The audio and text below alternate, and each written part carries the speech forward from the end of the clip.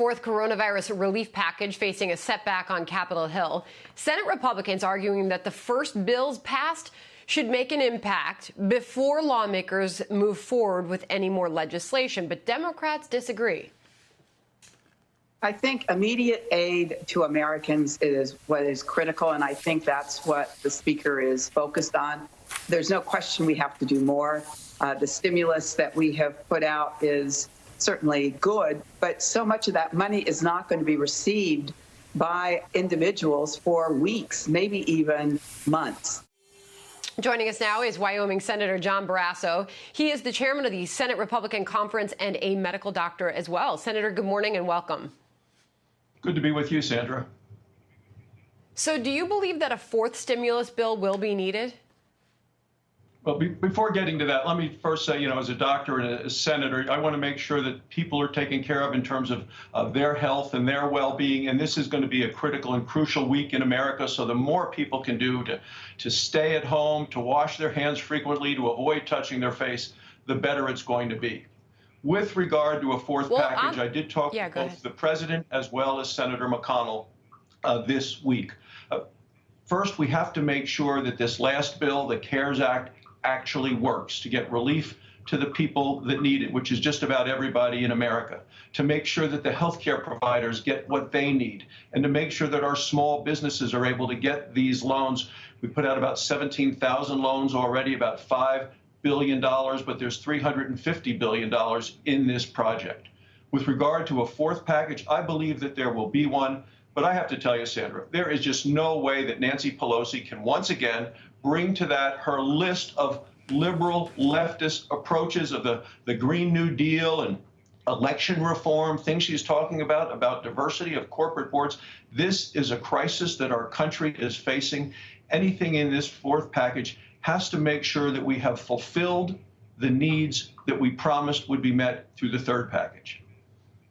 So it sounds like you agree with Mitch McConnell in this wait-and-see approach with the first three rounds of stimulus that was overwhelmingly bipartisan. So how do you keep the approach to relief for Americans bipartisan when clearly Nancy Pelosi is making the case for more stimulus and Mitch McConnell is saying, hold on, let's wait and see? Well, we actually had that process in a very bipartisan way in the Senate before Nancy Pelosi came in with this big liberal wish list. And now she's trying it again with phase 4, where she wants tax breaks, as she said, for millionaires in the blue states. Well, that's not going to cut it either. If we do get to a phase 4 and you want to actually, and we're at a point where we're beyond this and we have the disease behind us and we need to stimulate the economy, one of the things we've been talking about is the highway bill, the infrastructure bill, things we need to do to help rebuild the country. I've talked with the president about that. We have a bill that's come out of the committee in the Senate that I chair. It's passed 21-0. Every Republican, every Democrat has voted for it. We ought to stick with the bipartisan things that work rather than the sort of things that Nancy Pelosi is trying to bring to the table to take the country in a direction that the American people say, let's deal with the crisis that is affecting us right now. Well, Senator, you do come at this from such a unique perspective, also being a medical doctor as well as a U.S. senator. Dr. Fauci over the weekend was warning against the dangers of those states who have not implemented complete stay-at-home orders. Wyoming is one of them. Here's Dr. Fauci. The tension between federally mandated versus states' rights to do what they want is something I don't want to get into. But if you look at what's going on in this country, I just don't understand why we're not doing that. We really should be. So is that something that should be considered for your state? Well, you can always depend on the people of Wyoming to do the right thing. We do have a state of emergency in Wyoming. Anyone coming into our state, there's a 14-day quarantine. People are staying at home. But remember that people are spread out here. We only have about 5 people per square mile. We have been socially distancing the entire 130 years that we've been a state.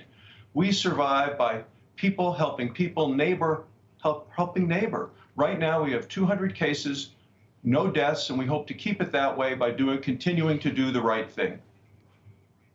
What's the risk or the harm in issuing that stay-at-home order statewide? Well, people are staying at home in Wyoming, so it's being done already. I think the governor has struck the right balance, and this is the people of Wyoming. know what's best in Wyoming. We're going to continue to do that. We're going to continue to follow all the recommendations that are there.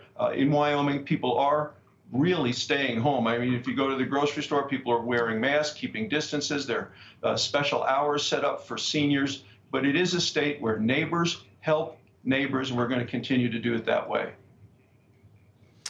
That sign of unity is something that we can all come to appreciate during this difficult time for our country. Senator, really appreciate you coming on the program this morning. Great to see you. Thank you, Sandra.